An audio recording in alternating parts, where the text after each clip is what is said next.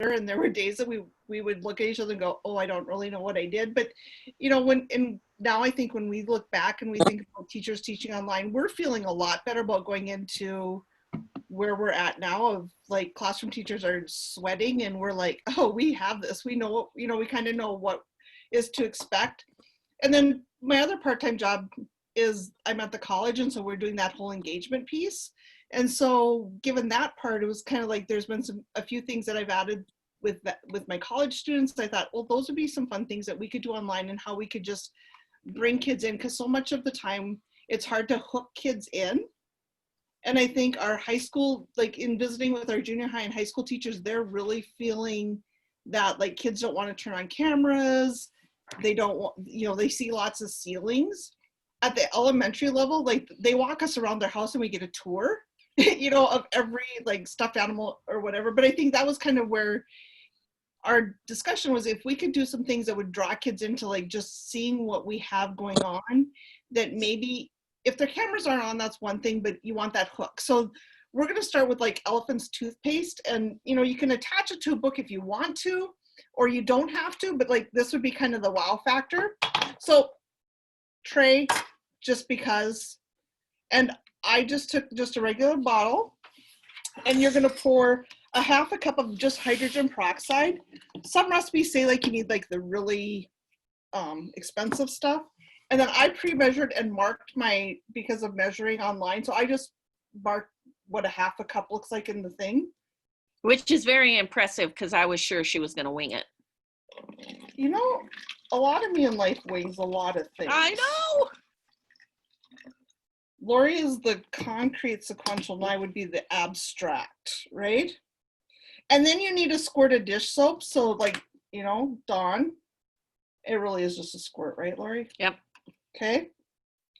Swish it around, and then add 3 to 5 drops of food coloring. So Lori picked red. I think if you were doing it with kids, like you could do a poll, you could have them, you know, hold up a sticky that picked a color so that you could take a tab of what, you know, if you're drawing them in. I'm not making you guys do that. So then it was just 3 to 5 drops. I went with 5. And now in a measuring cup, it says add 1 tablespoon of yeast to 3 tablespoons of warm water. When I did this, when I was presenting at the college, I didn't have warm water. I just thought room temperature water would work. That did not work. I microwaved this as we were waiting, so I'm hoping it's warm enough. You'll get the effect. It might take a little bit longer. And just your yeast. Now, it says just let it go on top and don't mix it around. And it's going to be clumpy, so it's kind of weird because it does just float on top. And then you're just to pour it into your bottle. And then you watch what happens. You have to lift it up. Yep. So you can kind of see what's happening there. And of course, my water probably wasn't quite warm enough. So we'll just set that aside. And I think for kids, like, it's hard with my camera. Yeah. With kids, like, you could set that aside and you could just leave that. And as you were doing something else, like, they're going to be engaged with what's happening. I would do writing with it. Like, and I would do observation notes, like just jotting, because that would be like, that could draw them in. It'd be, what did you put in? You could make all those predictions, what have you, if you want, like, just because. If you shake it a little bit, it is growing. So now if you can see it's to here and it's moving up. So I'm thinking, like, just watching this online with you guys, I'm thinking that I probably, like, my recipe says 3 to 5 drops. I probably would add a little bit more just for color wise, or think about what you're doing for color. And then that would be, and so at some point now it's just going to go over and kids are going to think like, oh my gosh, it's going over. Like, you're going to get all the reactions, right? And so then at some point you're going to think like, okay, when is it going to stop? And it goes for a long time. So we're going to continue. I'll move it to the back, but that's Elephant's toothpaste. And just so you know, I really want a slice of fresh bread right now because you can smell the yeast. It's really smelling good in here. Yeah, so I think like those would just be some observations kids could use. It'd be good for descriptor words too. Oh, yeah. So we'll move it to the back. And then I think one of the next things would be I would do, and I love this activity for online, so we're going to try this, is I would have kids doing, this is for a roller coaster ride. So I will share my screen with you. I think I have those powers. We'll see. But I would ask kids, can you make sure that you're this tall? And so like for your little ones, they're all going to want to be that tall. Like that's easy. And this was just found off of just online. Like I just searched, you know, are you tall enough for the ride? So that then they just have the ride. And so like you could hold it up like, oh, it's a little bit taller. Like, did everybody make it? Yep, they made it. And then I would have them have a ticket, and that ticket could be a Post-it, it could be whatever. And then they have to have an answer, like maybe you give a problem and they have to have the answer. Maybe you give a word and they need to write an antonym. Subjects and verbs, things that go together. Like on mine it says socks. So someplace in a, like when I do it in class, they have to find their partner, which would be like socks and shoes, because they go together and then they get on the roller coaster ride. So I'm going to try to share my screen, and I'm going to share this one. It might take me just a minute. CEC coaster ride.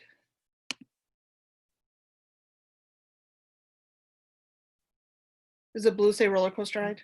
Okay.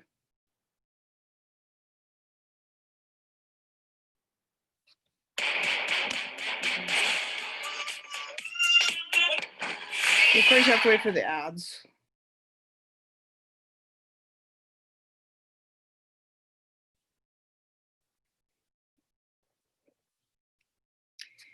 And then I have kids play along. So like, and this is just a SeaWorld roller coaster, but all of them have their roller coaster rides now like free. And so you can look away from the screen if you get sick. And I would have kids buckle in and, you know, make that big deal, and then have them like lean back in your chairs because you're going up.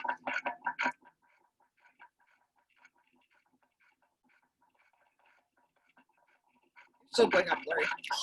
Oh.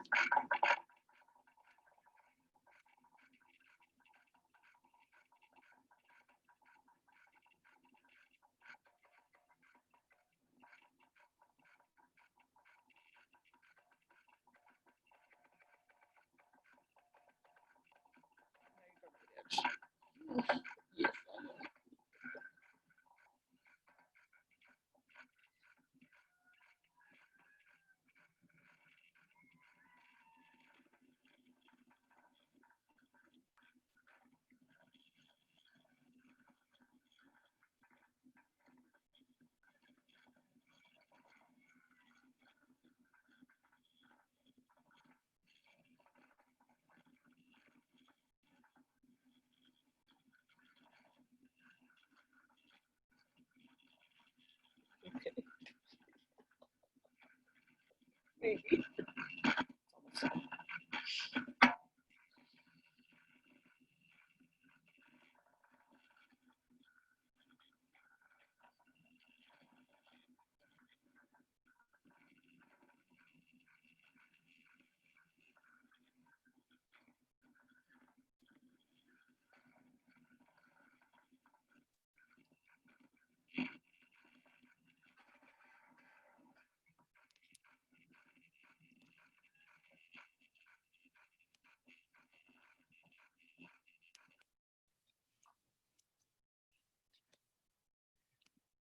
So that one, you know, for the roller coaster part of that, that is one of those that I would use for kids often and as a break. And if we do that with other students or with kids, we just, if we're in person, we line up and sit in front of the smartboard by 2s or 4s, depending on, and then just put it on the smartboard.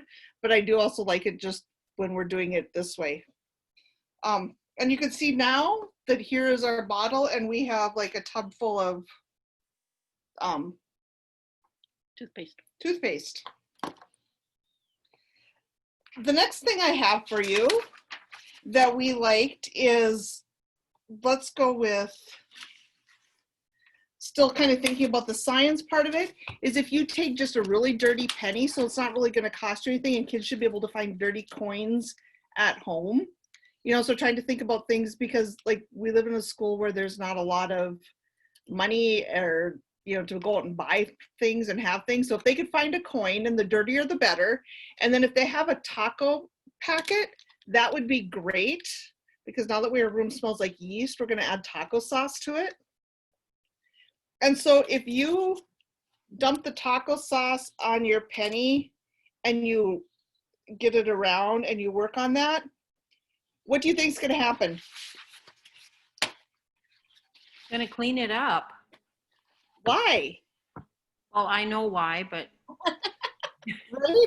So like kids aren't going to make that same prediction necessarily, right? They're going to think it gets messier. And as you work on that, your penny is going to get shinier and shinier. But then the whole thing is like, you could really break that down, and you could say like, is it that, what is taco sauce made of? Yeah, you can show me again. What is taco sauce made of? Is it made of toothpaste, or it's made of tomato paste and vinegar and salt, right?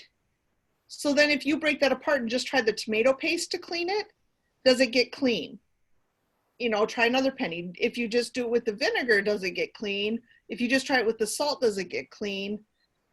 And all the answers to that would probably be no, right? And so then it has to, but you could also then have them try the combination. So this would be something you could introduce and then have them work on at home, and then take notes on that, and then see, like when they get back, here's the same penny. So without like a lot of extra work or whatever, and having things that they would have at home, that would be one of them. And that one came out of this one. It's called, it's a Steve Spangler. Do you guys know him? He has tons of like videos. Like, you don't need the book anymore. Like, I'd look him up on YouTube and like even just have him do the presentation, because he's like amazing. So Steve Spangler is his name. So I don't even think you need the book, but I would say like just find him on YouTube, and you could pull him up if you need one of those things. Another one we did a lot of was directed drawing. And do you guys want to draw, or do you just want me to show you? Make them draw. Just want to show you? No. Lori says make you draw. I'm going to show you. Oh. I like to draw. Let's draw. Let's draw. Okay, good. We will draw. So I'm going to turn you this way, and you can see my board. Yellow, right? I'm just going to go basic, but draw yourself a circle.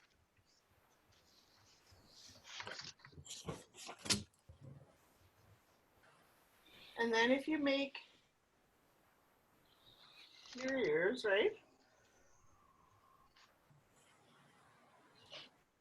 Draw a nose.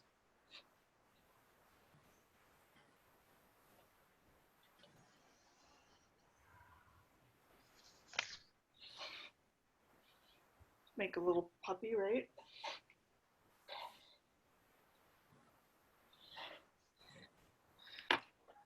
Oh. Okay. So can we get in closer? Do you see that?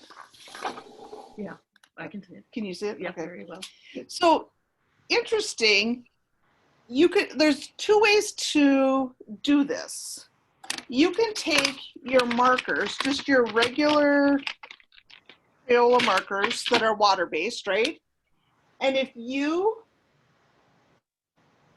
run your, like that, oh, I do have one. You can take just paint and water, and you now have, you can make your markers just paint. And all you need is like water and their markers, which I think like for kids at home, they might have markers. And as long as your outside is in a permanent marker, you can put watercolor on the inside and you can paint away. So to me, like, that's kind of fun. And so like your markers all of a sudden became your paint.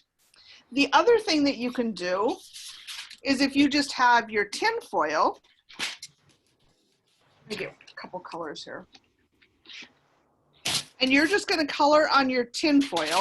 So I am going to just make a couple quick scribbles on my tin foil.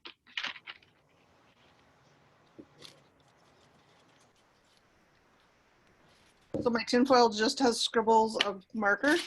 If you run just a damp sponge over like the other side of it so that it's slightly wet, and then you put your tin foil on there and smooth it out and pull it off, you now have a tie-dye look.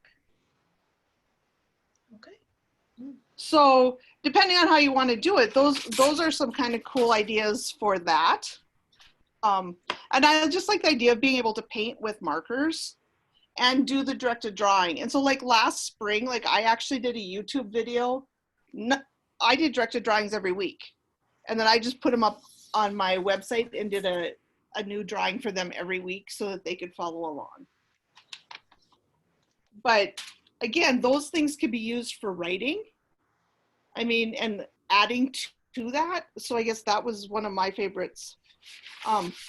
For older kids, if you do just like outlined, like do this in permanent marker. So I outlined and then I divided the paper into 3. So I did a line through and then I wrote 3 words like in, and then you could do your markers again, your watercolors, however you want.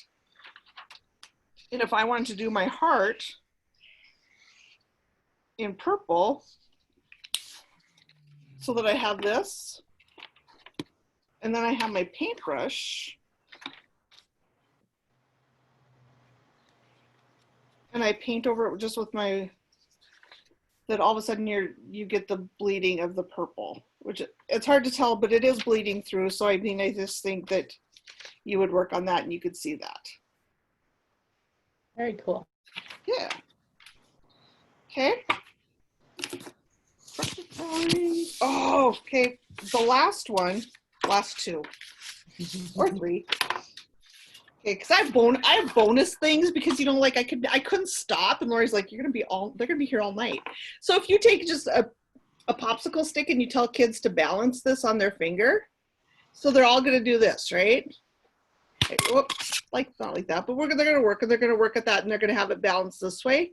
So like giving kids that challenge of like, that's easy, right? But then you say, well, wait, no, I want you to balance it and I want you to balance it going up and down. And they're all gonna go like, that's not gonna work, right? And it falls every single time. Then if you tell them like, here's a couple props and you show them, because I've done this one, like this is just a pipe cleaner with a couple of washers on it. And if you get it just right, it will, just like on the high dye or on the people that walk on the wires, it will balance on the tip of your finger. So you can work on that a little bit. That one might not go that way. But to me, like, so like there are the books about the Wallendas, you know, like the one Wallendas are, it seemed like they're in all the elementary books about walking on the high wire. And so that they need like the arms to hold it out and to help balance. And so that would just be something else to help that. And that's just sitting on your finger. And again, it's washers and a pipe cleaner and a stick, a craft stick. Lori and I played lots of Go Fish. Like Go Fish is a favorite. So if you're playing, did anybody bring cards? No? I didn't. Okay, that's fine. So Go Fish, we found that when we worked with kids and we were working like, you know, half-hour sessions. So I don't think it would matter. We just picked one color, half of the deck. So we said either pick the black or the red, whichever. So you had one half. And so then your deck, you drew 4 cards? Sure, 5. 5? Whatever, it doesn't make any difference. So, okay, so we did 5 cards. I would say to Lori, So this is my hand. there you go, Where am I? right there. So if I say, do you have a 3? But she can't hand it to me, so she just puts it in a used pile. She said, yep, so then I take my 3 out. I get to go again. I would say, Lori, do you have a 2? We can't hand it to me. Oh, yeah. You're on the other side of the I screen. know. Do you have a 10? Go fish. So then I just go to my full pile and pull up my next one, and now I don't have a partner, so then it's her turn. Do you have a king? Go fish. So then you just make a separate pile when you get a match. So if I was taking these out and say they matched, I would put them like in my matching pile or a discard pile. Yeah, I have a discard pile over here because she took mine away from me, so I don't get to count those. So either way you look at it, like, so you're just playing Go Fish with a half a deck of cards, and you just have your own cards in front of you. And it worked really well. The I kids find loved that it. most kids had a deck of cards Yeah. at home. Yep. the Most one- kids did. like- Yeah, most kids that we played with had cards. Like, I mean, so, you know, you aren't guaranteed that it's a complete deck. I want to play spoons. So you aren't guaranteed that that's a complete deck, but I think like that would be at least a chance that they would have cards. Or, you know, if parents know like you're going to do it the next time, or that you're going to use that, because like think of all the math things that you can do with cards. So like if they could get to the dollar store or the gas station get a deck of cards, like I think that would be something that would be helpful. And I think if we went to distant learning again and had to send home packets, that would be something I would put in my packet for them. Yeah, I would definitely do that. And then the other one that we have figured out, and we're going to work on this, we haven't played it with them yet, but spoons, like the classic game of spoons, your favorite, right? So you have your deck and they have their own deck. And I think that one I would use the full deck for, right? Because you'd need all of your cards. And your goal is to get 4 of the same kind. So you start with your 4 cards, and at the word go, everybody is looking for 4, and they can pick one up and then they have to put one down, right? Just like they would play in regular spoons. And then if they end up with 4 in a row or 4 of the same kind, they have to put this on their nose. So then they are done and they can stop, but they're waiting for everybody else to put their spoon on. So either you get 4 of a kind, or you see that, oh, Molly has her spoon on, so you can pick your spoon up and put it on your nose. So to me, like, I think kids would be like, they're going to have a spoon at home, and if we get them a deck of cards, and those would be like, I mean, it's not like that could be the reward at the end of the week, is that we're going to play spoons. Sure. You know, it's not like it's going to be a value of your special ed, but at the other hand is like, not everything that we did when they sat at our table. I mean, we always had those fun things, or needed the reward. So it's like, if we can get this done, we're going to play spoons at the end of the week. I think it was definitely well worth our time. Sure. So we did play spoons. We didn't play spoons. We played Go Fish a lot. And I guess I look forward to, we're going to do the science things, because I think that just lends itself to intrigue and questioning and asking questions and wondering. So I think we'll definitely do those if we end up having to go online. The other things are like, I used Epic books. I used, we had LLI, so I was able to use leveled literacy. And then we used lots of boom cards.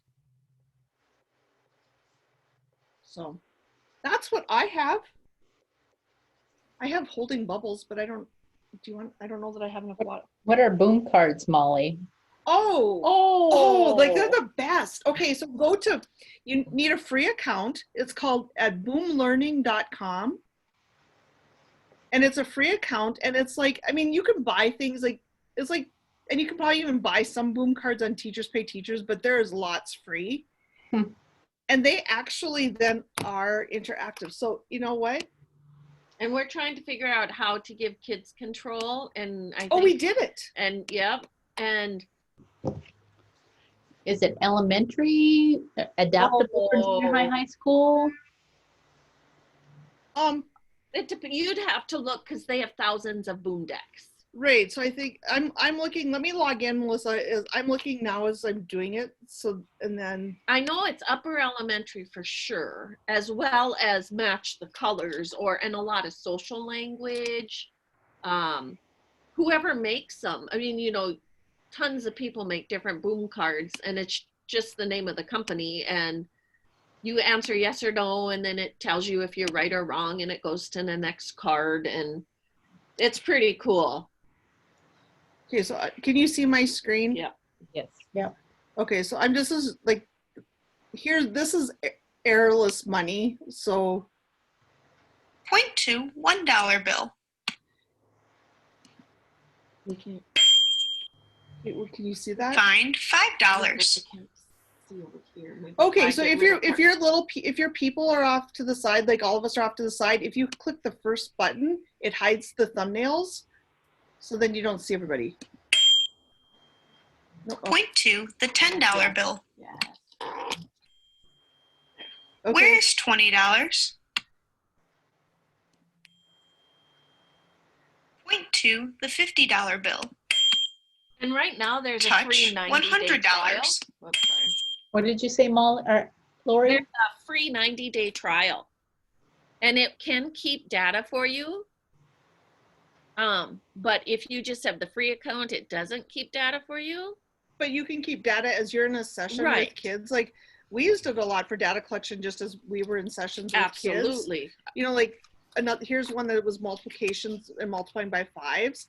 So if I had a math goal, like I would just keep track with a plus minus on my paper as I was in session with them, because then I Yep. would know if they got it right or wrong. Me too.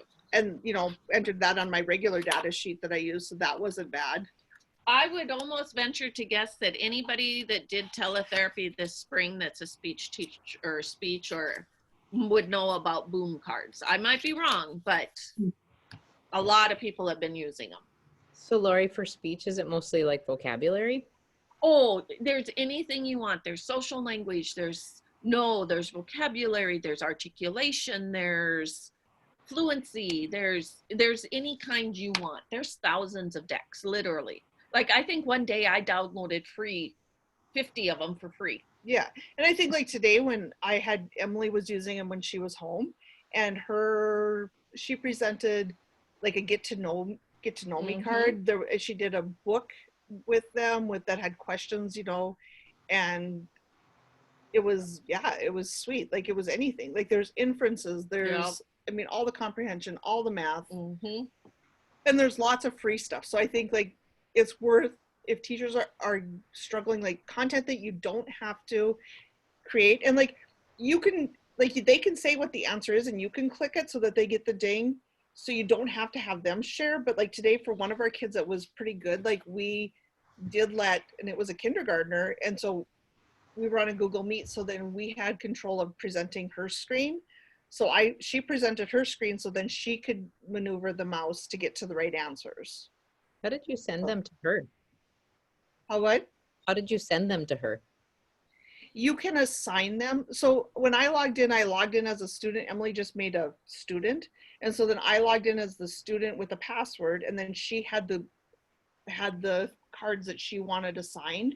And you can assign, like, I don't know if it's up to 10, or I mean, you can assign lots of things. She had a list, and so she said, just go to this one because she knew what she wanted her to do. But she does it in Google Classroom, right? We were not in Google Classroom today. So how did the kid get the link?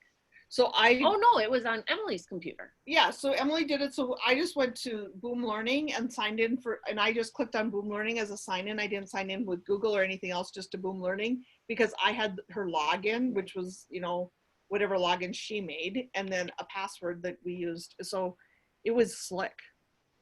You could probably put it in the chat, I suppose, the link, maybe. Well, you could, or you can, yeah, you could put it in there, or if you wanted to put it in Google Classroom or whatever platform you're using, there's not a reason you couldn't. We just had a lot of little people today, so it was easier if the adult did it. So that was, yeah, Boom Learning is great. And it's even good for in person, because then you can either do it on the smartboard, or they can sit right beside you, or you know, You can assign it on an iPad. Yep, yeah, it's just an awesome site that I don't know why we didn't know about it before. And I think it's really just taken off with Mhm. virtual learning. So I think that's been something that's been really fun. I did hear that, just so you know, that they're working on LLI virtually as well. So I did LLI virtually. did you have like materials virtually? You did. So you're already familiar. What's Easy. LLI? So that's that level literacy intervention. Oh, So like I could share my book with them because they were all, we had access to them online. But if you don't have LLI, you can do it with Epic, which is free for teachers. So like you don't have to have that program. Like so out in the county, if you haven't bought into the Fontes and Pinnell, you can share your same book with Epic and just have your lesson that way, so that they did a reread of the book they did before, they did a fresh read of a new book. We did their like I used ABC and I did the magnet letters on the on the refrigerator app that they had on that one. So I mean ABC has been around for a long time, so I use just the magnets there for manipulation of making words. So that was easy. But yes, LLI with the but putting books on virtually, I think there's so much access to that. So when you talk about sharing your screen of magnets, that's an app, I'm assuming. It was because, okay, so let me see. Share my screen.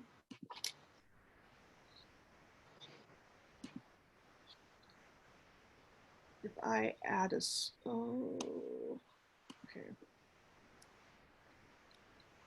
abcya.com.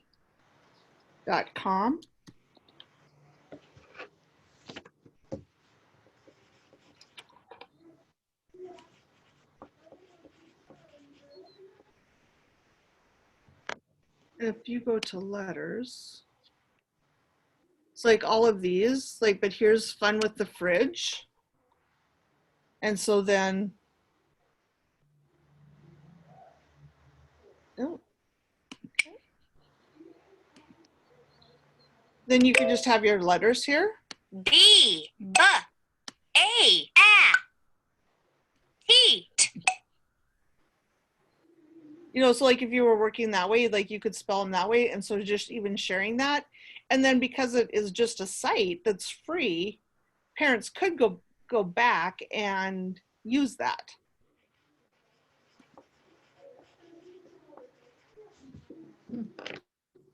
Will it read the word then that you've created? No, because it's just the letter. I mean, it's letter Okay. recognition. But I mean, if you're working together, that's part of where you're giving those cues and those prompts for them. Sure. So to me, that would be, that was our working together. Mhm. Or I was having them spell words like, so make the word bat, now change it into cat. And so we were building the word ladder kinds of things, but that was my prompt to them. And I think like already now, like say that we have to go back into, if we have to go to virtual learning or distant learning for some of those kids, I'm going to do a lot more phonemic awareness kinds of things. And so I've just made a binder of phonemic awareness activities that I will just have at home with me to go with then whatever book I pick. That is awesome. You have some awesome ideas. They never stop. It just goes. But yeah, like there's lots of things that we've gotten better at. So I think like that's where we need to share and think about how we want to do that. definitely. Have you guys I'm done. That's what I had.